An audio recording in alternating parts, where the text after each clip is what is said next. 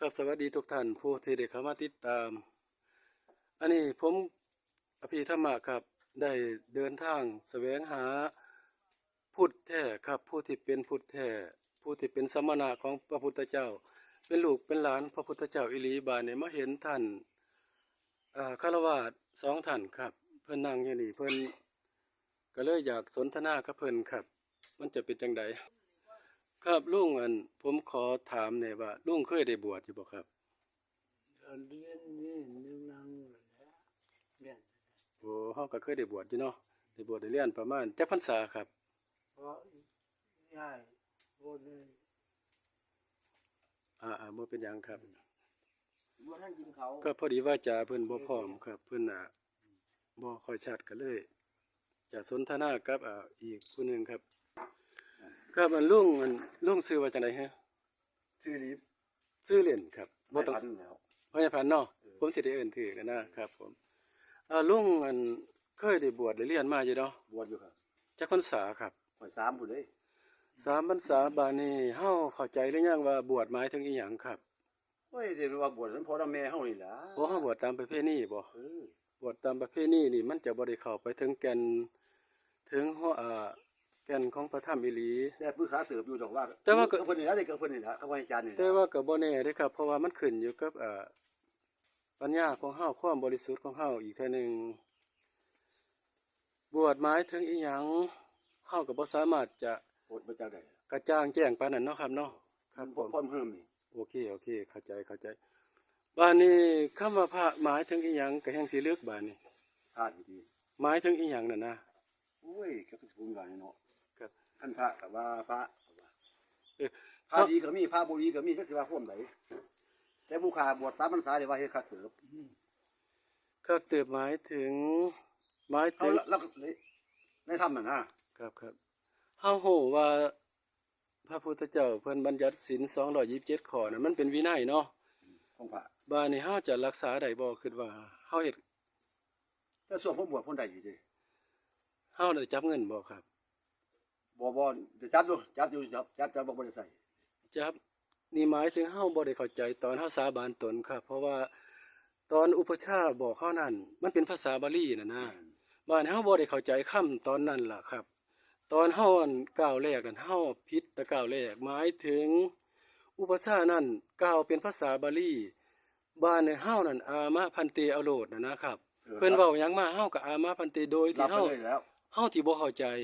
นี่ล่ะเฮาเหมือนเฮาหูหนวกเหมือนเฮาตาบอดเฮาก็คิดว่าแม่นเฮาได้บวชครับให้ถามนี่นะถามได้เลยคำว่ามาพันตีว่าแปลว่าจังได๋เฮารับตลอดอย่างนี้ยอมรับครับยอมรับนั่นแล้วหมายถึงลังเทียผิดบ่จักเนาะเพิ่นว่าจังซี่ครับแต่มันเป็นภาษาบาลีจะสละทั่วแม่นบ่อามาพันติยอมรับครับแต่มันเป็นภาษาบาลีสละทั่วหมายถึงเฮาจะบ่ใช้ชีวิตคือชาวบ้านน่ะนะจะละคือว่าใส่ภาษาเฮาหันไปอยู่เขมรเจ้าใส่ภาษาเขมรไปอยู่อังกฤษใส่ภาษาอังกฤษเป็นหยังคือบ่ใส่ภาษาเจ้าของนี่แหละมันแม่นเด้บ่พาแล้วไปไปบอกแต่บาลีมันจะตกเถียงจังซี่ล่ะสิเว้ามาหยังบาลีเอาภาษาเฮานี่ยังว่าเป็นของพระห้วยมันผิดมามันหัวมาแต่โลกนี่แหละนี่แหละครับเดี๋ยวไปเบิ่งนี่แหละจังว่าอยากสนทนานํเพราะว่าคันมันผิดคันแรกมันสิผิดไปตลอดครับผิดแล้วเหมือนเฮาเดินทางผิดนั่นแหละมันสิผิดไปตลอดยินบ่ให้กินข้าวกินน้ำนั่น ครับผมคุยซะก่อนเอาผักก่อนมานั่งเก็บผักก่อนผักหยังข้างนอกก็มาถึงเพิ่นมาปลูกก็ได้กินจังซี่ล่ะครับจังนั้นก็การหน่วยเนาะผมก็บ่จักคักปานใดเด้นี่แหละครับจังว่าผมค้นหาผู้ที่เป็นพุทธแท้ผู้ที่เห็นแก่นธรรมอีหลีผู้ที่จะรักษาพระธรรมพระวินัยแล้วก็ความจริงที่บริสุทธิ์ได้บ่เคยผิดสักอย่างเฮาจังจะบ่ทำลายตัวเองแล้วก็ไปทำลายผู้อื่นน่ะนะท่านรู้จักบ่ผมบวชช่วงรบพละคือผมก็บ่จักดอกครับบ่ยังโฮมพุ่นละมันต้องให้พุ่นละการบวชตะกี้สมัยใดหยังก็ยาครับสำคัญมันคือเฮาเข้าใจบ่เฮาเห็นพระธรรมบ่เฮาเข้าใจบ่หัวใจมันคืออยู่นี่ครับเฮาบรรลุธรรมเฮาเห็นธรรมจริงๆบ่นั่นนะหรือจะบ่บวชก็บ่ได้เป็นหยังนั่นนะครับเพิ่นบ่เฟิ่นว่าหมายความว่าบ่เข้าไปเฮารักษาได้คือจังเห็นพ่อเห็นแม่เฮาว่าเด้อันนั้นยังมื้อเช้านี่ท่าน คำว่าเฮารักษาได้นี่เฮาต้องเป็นผู้บริสุทธิ์ทั้งกายทั้งวาจาทั้งใจเฮาต้องเข้าใจตอนสาบานตนสำคัญที่สุดครับบ้านเฮาสาบานตนนั่นเพิ่นมันเป็น รับดีอยู่แต่ก็ยังรับรู้แหละเนาะ มันรับโลดบ้านเฮาบ่เข้าใจน่ะนะ เข้าใจเนาะ นี่มันผิดแล้วนะครับ แต่เพิ่นว่ายังว่าไปเลยโลด นี่คือมันผิดแล้วมันอาบัติปาราชิกแล้วครับ อามาพันเตเอาโลดคือความจริงนั่นเพิ่นบ่ให้ยินดีในเงินและทองบ่ให้นำเงิน มันถือแล้ว คือให้รักษาพรหมจารีครับทั้งกายทั้งวาจาบ่ให้ใช้เงินคือชาวบ้านบ่ให้ทำมาหากินนั่นคือชาวบ้านละทั่วให้ เพิ่นเงินใส่ซื้อกาแฟอยู่เด้ มันผิดครับนี่คือขาดออกจากเป็นพาเฮาจะถึงอัน บ่ซื้อกาแฟดีอยู่ เฮาจะรักษาพรหมจารีบ่ได้ค ค รั น บ ซื้อเนาะก็ว่าซื้อเนาะ นี่แหละครับนี่แหละมันถึงบ่มีพระที่แท้จริงคู่มือนี่ครับ เพราะว่าตอนบวชนั่นเฮาอามะพันเตเอาโลด ว่าให้รับเด้อรับตัว นั่นแหละโดยที่เฮาบ่ได้เข้าใจนะครับ นี่คือเฮายังเป็นพักตบพักหอบเหบพัก เด็กใหม่เอายังไง เป็นจอกเป็นแหนบ่ทันมีแก่นอยู่นะครับคลื่นมากระทบเฮาก็เอ็นไหวไปแล้ว นี่ครับ มันถึงเป็นไฟล้านโกนพระศาสนาเฮามันถึงอันตรธานครับย้อนจังซี่ล่ะครับลุงว่าจังไดถ้าผมว่าผิดลุงค้านได้เด้อครับเด้อ บ่คัน นั่น คือ นั่นล่ะนี่แหละ ผมแม่น จึงว่า ผมมาขอสนทนาน้ำนี่เพื่อมันจะเป็นประโยชน์แก่สาธารณะ เพื่อคนที่เขาบริสุทธิ์จริงๆเฮาจะรักษาข้าเจ้าได้ครับให้ข้าเจ้าได้ยินให้ฟังนํนั่นล่ะการบวชนั่นคือเป็นผู้เห็นไพ่ครับ การบวชจะเป็นสัมมณะเป็นลูกพระพุทธเจ้านั่น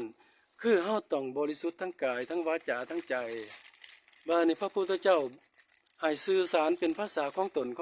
รับบ่แม่นให้เอาบาลีมาเว้ากับเฮาที่บ่เข้าใจเด้บ่ได้ให้ไปแสดงธรรมเอาภาษาบาลีมาแสดงธรรมครับ เข้าใจ เฮาก็บ่เข้าใจเพิ่นผู้เว้าก็บ่เข้าใจครับว่านี่ผู้เพิ่นเบิดลมหายใจยิ่งบ่เข้าใจใหญ่ครับ อันนี้มันเป็นโมฆะครับ มันบ่เกิดประโยชน์บ่แม่นแนวทางของพุทธแท้ครับ พุทธแท้นั่นก็คือให้เว้าเป็นภาษาของตน ผมผู้เว้าผมก็เข้าใจจังเว้าออกมาอันท่านผู้ฟังท่านได้ยินแล้วก็เข้าใจ นี่คือเป็นมงคลครับ นี่คือหนทางของพุทธผู้รู้ผู้ตื่นผู้มีปัญญาผู้บริสุทธิ์บ่ว่าจะกล่าวคำหยังก็ต้องกล่าวออกมาจากความจริงแล้วก็จริงจังจริงใจครับ จากใจ แม่นครับทั้งกายทั้งวาจาทั้งใจลุงว่าจังใดเห็นน้ำบ่เห็นถือบ่ผิดบ่ผมบอกนั่นบ่ผิดเนาะคันบ่ผิดก็หมายถึงเป็นสักขีพยานความบริสุทธิ์น้ำกันครับบ่ได้ตู้ได้ว่าให้ผู้ใดนั่นนะ เอาไว้ไผ บ่ครับ ถ้าเขาเป็นจริงเป็นสัตว์ แม่นครับแม่นนั่นล่ะเพราะฉะนั้นเฮาบวชผู้บวชเข้าไปนี่ก็เจตนาว่าอยากไปสร้างความดี แต่ว่าความดีนั่นถ้าเฮาบ่ฮู้ความดีจริงๆเฮาจะกลายเป็นเฮาไปกระทำความ มันจะผิด ลายตัวเองทันทีครับ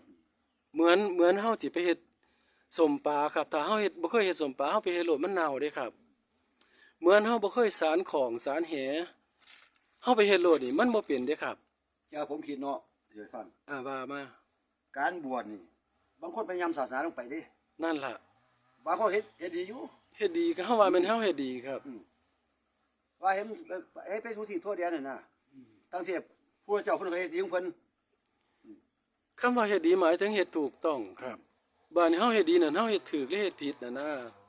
ว่าไปถืออยู่แล้วตั้งที่ถือผิดเด้อเนาะก็คิดว่า ว่าเฮ็ดถูกนี่เฮาผัดบ่ได้เข้าใจถูกจริงๆน่ะ บาง นะ ค คน รับ เอาเยี่ยมนำให้ไผสินะ อันตัวนั้นมันเป็นเจตนาบริสุทธิ์ของเฮาแต่ว่าแนวทางของเดินนั่นเฮาผัดเดินไปน้ำเพิ่นน่ะนะครับเพิ่นให้เฮ็ดจังซั่นจังซี่เฮาก็ไป ไปนำเพิ่นตัว นี่ล่ะครับมองมันดีบ่ได้ เพิ่นพาไปจุดป่าเฮาก็ไปจุดน้ำเพิ่น มันก็ต้องไปติ เพิ่นพาไปล่วงเหวเฮาก็ไปน้ำเพิ่นเพิ่นพาไปหมุนของเนาเฮาก็ไปน้ำเพิ่น แค่พี่จะถือ เฮาผัดบ่ฮู้จักบ่สามารถจะรักษาตนได้ปานนั้นนี่ครับหมองมันผิดอยู่นี่ครับ ถืออยู่ได้ถือ นั่นล่ะครับ เพราะฉะนั้น เฮาบ่รู้เด้ เฮาเพราะไม่รู้มันบ่แม่นเฮาบ่ดีเด้อครับ มันบ่แม่นผู้ไปบวชบ่ดีครับ หมายถึงเพราะไม่รู้จังว่าเฮาก้าวไปเหยียบน้ำก้าวไปเหยียบแนวอื่นก้าวไป ตัวนี้มันจะเป็นแกนนำนะ ใช่ครับ เป็นแกนนำเด้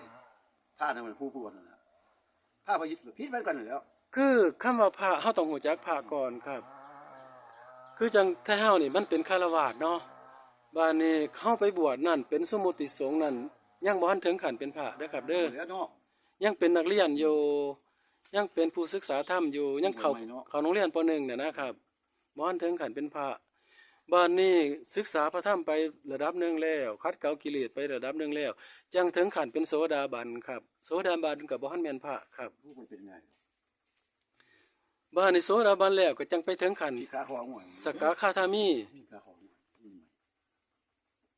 ขาของ ลูกได้ยินอยู่เนาะผมเว้าเนาะ นี่หน่อย นั่นแหละมันสิเป็นขั้นเป็นขั้นของมันครับนั่นแหละจังถึงขั้นอนาคามีจังถึงขั้นเป็นพระครับนั่นแหละมันบ่แม่นไปบวชห่มผ้าเหลืองสิเป็นพระได้โลดเด้ครับ บ่เลยเนาะ เฮาต้องดับความเห็นผิดได้เบิดดับความกิเลสเฮาได้เบิดดับความโลภได้เบิดดับความเห็นผิดได้เบิดดับจนเป็นสมุทเฉทครับจังถึงขั้นเป็นพระพระหมายถึงพระอรหันต์ เรื่องฟังอีกว่า ว่า คืออาจารย์หน่อยคนนับถือเล่าตะกี้ ครับ อยู่ซะยุ่งกันเด้อากับน้อง ครับ ยุ่งกันเพิ่นน้องก็ให้ก็ไปนอนน้ำเพิ่นเรื่อยหูจักทำมาเขามาเรื่อยๆลุงน้อยคือกันตะกี้แล้วก็ไปนํกัน ครับครับ ไปนอนอยู่กูวันเด้ตะกี้ก็เพิ่น นั่นล่ะหมายถึงเฮานั่นศรัทธาพระพุทธเจ้าแม่นบ่ ก็ว่าแล้ว เฮาศรัทธาพระธรรมคำสอนบ้านนี่เฮาเดินนั่นสำคัญเฮาเดินนั่นเฮาจะเดินไปผิดหรือถูกแค่นั้นล่ะครับ มันเดินผิด ส่วนมากถ้าเฮาบ่ได้เข้าใจเฮาสิไปถูกได้จังไดแม่นบ่ เดิน สามเฮาสิไปบ้านนั่นแล้วเฮาบ่จักนี่เฮาสิไปถูกซะบ่ครับ นี่ล่ะหมองมัน มันเดินผิดเด้ จังว่าพระพุทธเจ้าบ่ให้เฮาประมาทก็ได้ บ่ขออนุญาตสักวันให้ ว่า พากันคุยผมสิลงไปนั่นสักวันเราแต่งไว้แล้วบ่มันสวยมากมันบ่ได้เฮ็ดคนหมายน่ะเอาคุยกันตอบกันคุยกัน อันคลิปมันก็ยาวเกินไปล่ะครับ เดี๋ยวผมขอตัดคลิปซ้ำนี้สรุปซ้ำนี้เด้อท่านผู้ชมเด้อขอบคุณหลายๆครับ ผู้มาติดตาม นะ